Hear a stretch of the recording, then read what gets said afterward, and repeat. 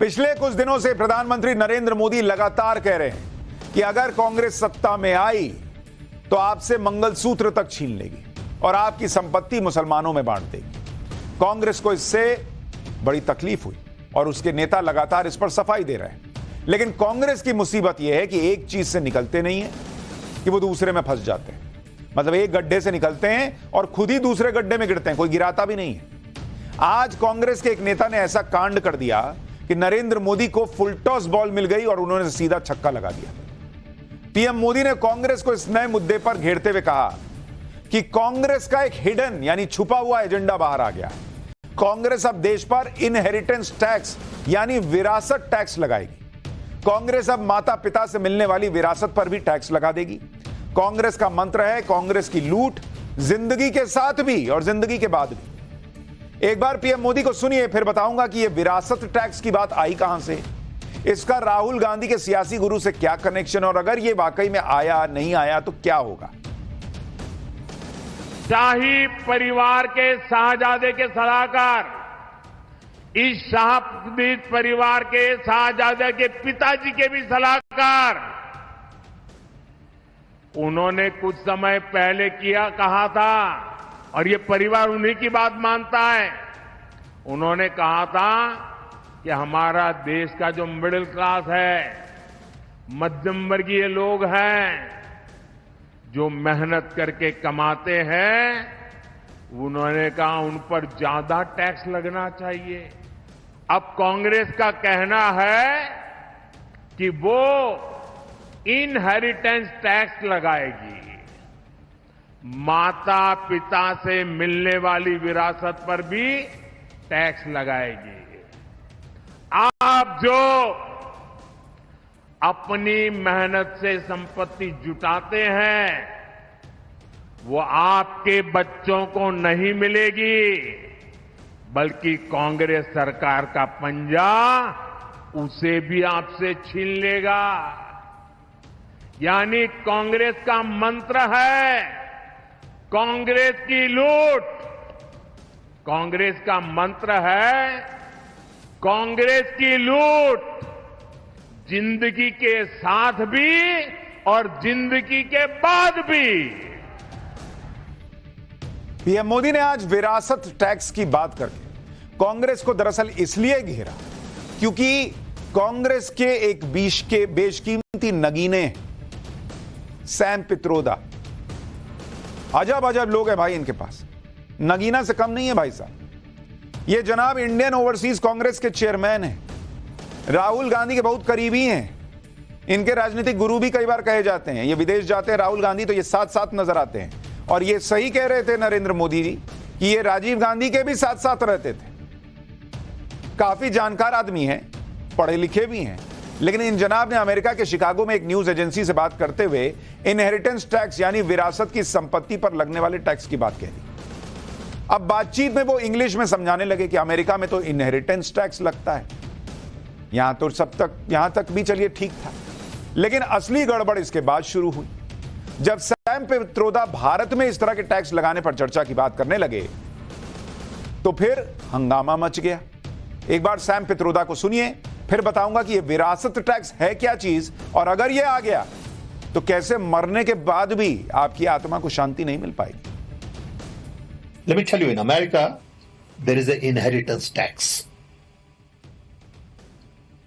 So if, let's say, one has $100 million worth of wealth, and when he dies, he can only transfer probably 45% to his children.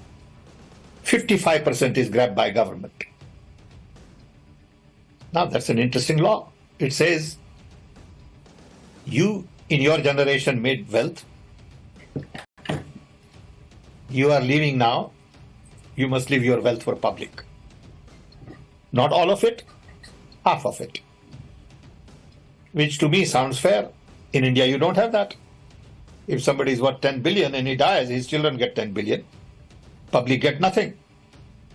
And law says, you get half of it, public gets half of it. So these are the kind of issues people will have to debate, discuss. I don't know what the conclusion would be at the end of the day. But when we talk about redistributing wealth, we are talking about new policies, new programs that are in the interest of the people and not in the interest of super rich only. अब राहुल गांधी का बायां हाथ इनको कहिए या दाहिना हाथ कहिए, जो भी हाथ कहिए, लेकिन इस वक्त ये कांग्रेस का जो हाथ है उसके लिए स्थिति पैदा कर रहे हैं कि वो हाथ खुजाते रह जाएंगे, वोट हाथ नहीं आएगा। ये सोचने, विचार करने, इस पर बहस करने के लिए कह रहे हैं कि आप जीवन भर अपनी संपत्ति इकट्ठा करें कि मरने के बाद कम से कम मेरा परिवार सही से चले, मेरे बच्चे, बीवी, माता पिता सब ठीक से चलें, और पता चले कि आपके मरने के बाद आपने 1 लाख रुपया जमा किया है तो 45,000 परिवार को मिलेगा, और पता चला 55,000 रुपया जो है वो चला गया कि समाज में बांट दो, समाज में बांट दो। आदमी जीवन भर काम करे, पसीना बहाए, भूखे पेट रहे, 10-10, 12-12 घंटे काम करे कि कुछ पीछे छोड़ के जाऊंगा परिवार के लिए, अब परिवार को मिलेगा ठेंगा। दरअसल इसको समझिए ढंग से कि यह सोच ही कितनी खतरनाक है, और इसलिए भी खतरनाक है कहने वाले राहुल गांधी के दाहिने हाथ हैं। इनहेरिटेंस टैक्स या विरासत टैक्स क्या होता है इसको भी समझिए। दरअसल जब किसी व्यक्ति की मौत होती है तो उसकी बनाई गई संपत्ति या पैतृक संपत्ति जो उसके उत्तराधिकारियों को मिलने वाली होती है, उस संपत्ति पर टैक्स लग जाता है। इसे इनहेरिटेंस टैक्स कहते हैं। अमेरिका और जापान समेत दुनिया भर के कई देशों में इस टैक्स को लगाया जाता है। कई देशों में इस टैक्स की दर 50% से भी अधिक है। जब किसी को विरासत में कोई संपत्ति मिलती है तो उसके ट्रांसफर से पहले इस टैक्स को लिया जाता है। इससे होता यह है कि विरासत की कुछ संपत्ति तो उत्तराधिकारी को ट्रांसफर हो जाती है, जबकि कुछ हिस्सा टैक्स के रूप में सरकार के पास चला जाता है। इस टैक्स को लगाकर सरकारें अपना रेवेन्यू बढ़ा लेती हैं। और सैम पित्रोदा जिस अमेरिका का उदाहरण देकर इस टैक्स को भारत में लगाने के बारे में सोचने की वकालत कर रहे थे, उस अमेरिका के भी कुछ ही राज्यों में यह टैक्स लगता है, पूरे अमेरिका में नहीं लगता, और वहां टैक्स की दरें भी अलग अलग है। आपको यह भी बता दूं कि इनहेरिटेंस राइट्स को छीन लेना या उस पर टैक्स लगाना एक शुद्ध कम्युनिस्ट विचारधारा है, वामपंथियों की विचारधारा। कम्युनिस्ट विचारधारा के जनक माने जाने वाले कार्ल मार्क्स की भी यही विचारधारा थी। उनके प्रमुख सुझावों में विरासत में मिली संपत्ति पर अधिकार को पूरी तरह खत्म करने की बात भी थी। अब यही बात राहुल गांधी के गुरुजी कहे जाने वाले सैम पित्रोदा कर रहे हैं। कम्युनिस्ट विचारधारा वाली ऐसी ही बातें कुछ दिन पहले राहुल गांधी भी कर रहे थे, उस पर भी आऊंगा। लेकिन पहले यह समझ लीजिए कि भारत में विरासत टैक्स को लेकर क्या स्टेटस है। अभी देश में विरासत टैक्स का कॉन्सेप्ट नहीं है, लेकिन एक वक्त ऐसा था जब यहां भी विरासत टैक्स वसूला जाता था। जो कांग्रेस के दिग्गज नेता आज इसका समर्थन कर रहे हैं, उन्हीं कांग्रेस की सरकार में इस टैक्स को अलविदा कहा गया था। इनहेरिटेंस टैक्स को भारत में पहले स्टेट ड्यूटी कहा जाता था। इससे जुड़े कानून को 1953 में लागू किया गया था, जिसे संपत्ति शुल्क अधिनियम नाम दिया गया। यह कहकर लाया गया था कि आर्थिक गैर बराबरी का खात्मा हो जाएगा इससे। इस कानून के तहत विरासत में मिली संपत्ति के कुल मूल्य का 85% तक स्टेट ड्यूटी देना पड़ जाता था। यह टैक्स उन लोगों को देना पड़ता था जिन्हें विरासत में 20 लाख रुपए से ज्यादा की मूल्य की संपत्ति मिलती थी। यानी एक जमाने में कांग्रेस की सरकार यह टैक्स वसूल चुकी है। हालांकि उस समय 20 लाख रुपए की संपत्ति होना बहुत बड़ी बात थी, इसलिए बहुत कम लोग ही इसके दायरे में आते थे। इसलिए इससे सरकार को बहुत कमाई नहीं होती थी। साल 1985 में राजीव गांधी की सरकार ने इस टैक्स को खत्म कर दिया। उस वक्त तत्कालीन वित्त मंत्री वीपी सिंह ने कहा कि यह टैक्स समाज में संतुलन लाने और धन के अंतर को कम करने के लिए लाया गया था। हालांकि यह ऐसा करने में सफल नहीं हुआ। उन्होंने कहा कि सरकार इसे नेक इरादे से लाई थी, लेकिन वर्तमान हालात में यह सही नहीं। तो 53 से लेकर 85 तक यह टैक्स था ऑलरेडी देश के अंदर। हो सकता है आप में से कुछ लोगों को विरासत टैक्स का फंडा सही लग रहा हो सकता है कि आपको यह लगे कि विरासत टैक्स से देश में समानता आएगी, गरीबी दूर हो जाएगी। दिक्कत ही क्या है इसमें? दरअसल यह विरासत टैक्स का जो फंडा है वो सुनने में भले अच्छा लगे, लेकिन यह खतरनाक कॉन्सेप्ट है। और यह हम नहीं कह रहे हैं, कई रिसर्च संस्थाएं इसका विरोध कर चुकी हैं। International research think tank tax foundation की 2015 की रिपोर्ट के मुताबिक इनहेरिटेंस टैक्स खराब आर्थिक नीति है। यह लोगों की संपत्ति पर एक तरह का बोझ है। रिपोर्ट में अमेरिका का ही उदाहरण देते हुए कहा गया कि भले ही इससे अमेरिका में सरकारों का रेवेन्यू बढ़ता है, लेकिन यह रेवेन्यू बहुत कम बढ़ता है और जनता पर टैक्स का बोझ ज्यादा आ जाता है। रिपोर्ट में बताया गया कि अगर अमेरिका ये टैक्स वसूलना बंद कर दे तो करीब 1.5 लाख नौकरियां पैदा होंगी और हर साल टैक्स में $8 बिलियन का अलग इजाफा होगा। रिपोर्ट में कहा गया कि बहुत से देशों ने इनहेरिटेंस टैक्स को रेवेन्यू का खराब सोर्स बताया है। इनहेरिटेंस टैक्स से जुड़े खतरे का जिक्र अब बीजेपी भी कर रही है। केंद्रीय गृह मंत्री अमित शाह ने क्या कहा है, जरा सुनिए, फिर बताऊंगा कि कांग्रेस क्या कह रही है। अमेरिका का हवाला देते हुए इन्होंने कहा कि 55% संपत्ति सरकारी खजाने में जाती है। अब जब प्रधानमंत्री जी ने ये मुद्दा उठाया, राहुल गांधी, सोनिया गांधी और पूरी कांग्रेस बैकफुट पर आई कि हमारा मकसद ये नहीं है। परंतु आज सैम पित्रोड़ा जी के बयान ने कांग्रेस का मकसद देश के सामने स्पष्ट कर दिया है।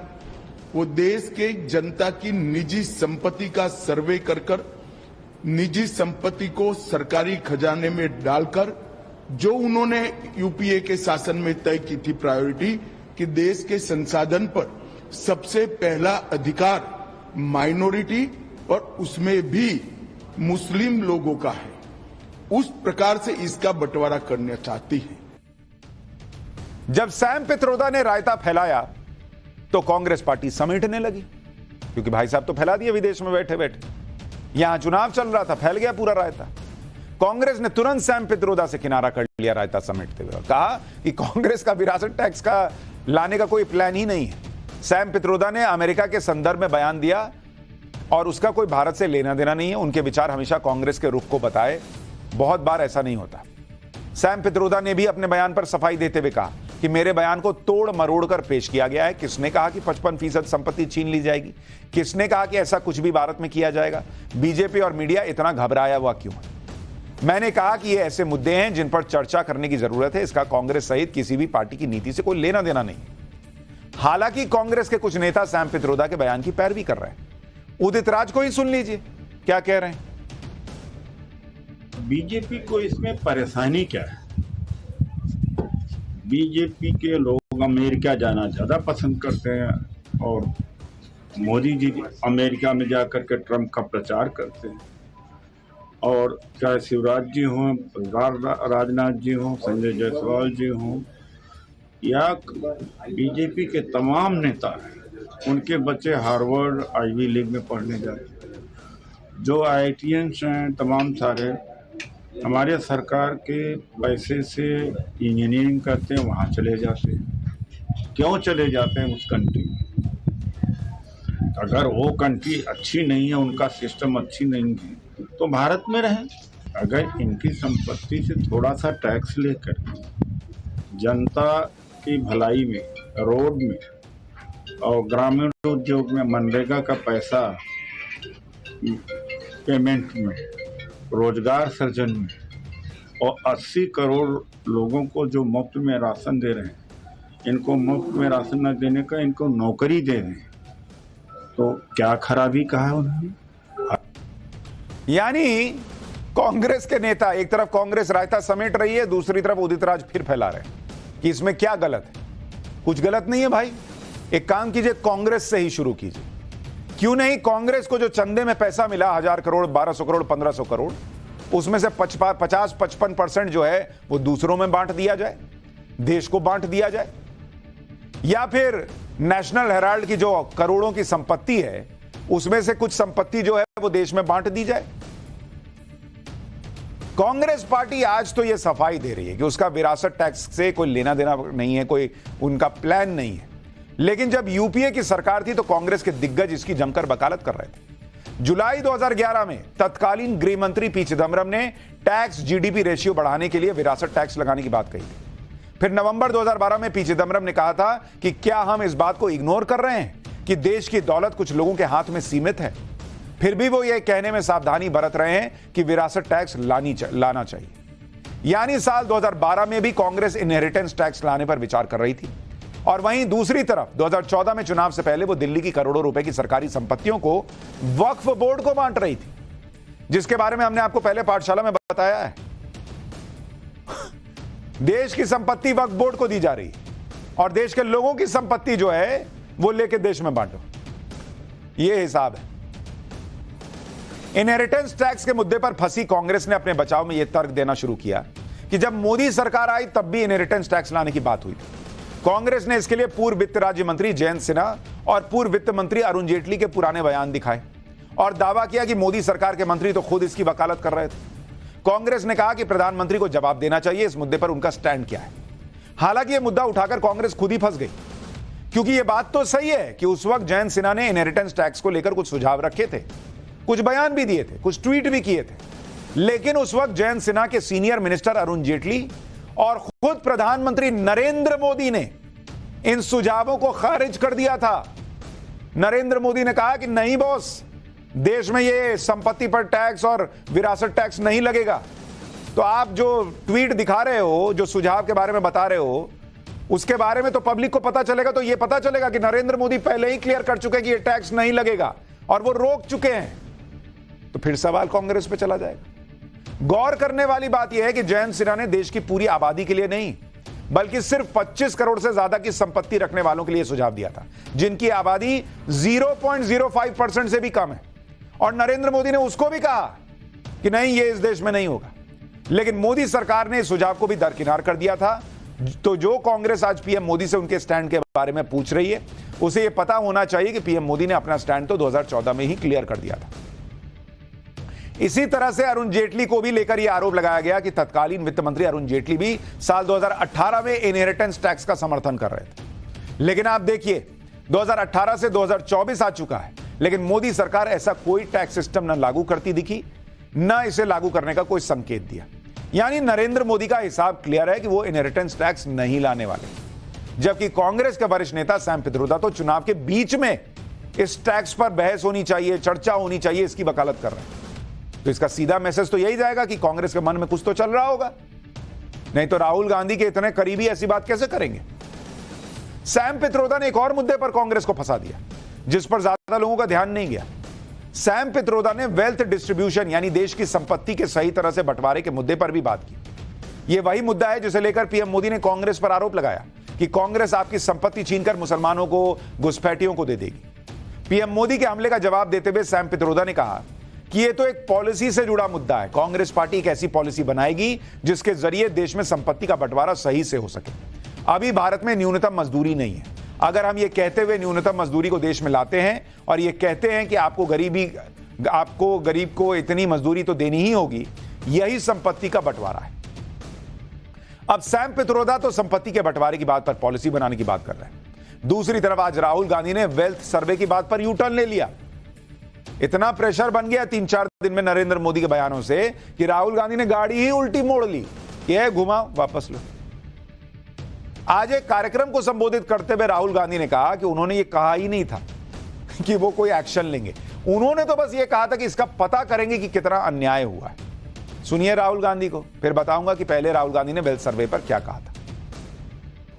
आज तक मैंने ये भी नहीं कहा कि हम कोई एक्शन लेंगे। मैंने सिर्फ ये कहा है कि देखिए, ये पता लगाते हैं कि कितना अन्याय हो रहा है। इसका तो कोई ऐतराज नहीं होना चाहिए। अगर आपको चोट लगे और मैं आपसे कहूं, भैया शांत हो जाए जरा, और मैं आपसे कहूं कि देखिए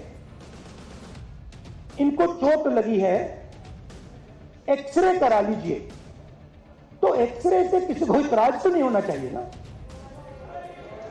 मगर आप देखिए, नेशनल मीडिया को देखिए, नरेंद्र मोदी को देखिए, जैसे ही मैंने एक्सरे का शब्द प्रयोग किया, मैंने सिर्फ यह कहा कि टेस्ट करते हैं अन्याय कितना है। सारे के सारे खड़े हो गए। देश को तोड़ने की कोशिश हो रही है। अब राहुल गांधी, उनके ही उदाहरण के हिसाब से कहूं तो देश के इकलौते डॉक्टर होंगे जो कह रहे हैं कि मैं तो सिर्फ एक्सरे कराना चाहता हूं कि आपको चोट लगी है कि नहीं, ये देखने के लिए। चोट का इलाज तो करने की मैंने बात ही नहीं की। मैं तो चोट का इलाज करूंगा भी नहीं। मैं तो सिर्फ एक्सरे करा के देखना चाहता हूं कि हड्डी टूटी है कि नहीं टूटी।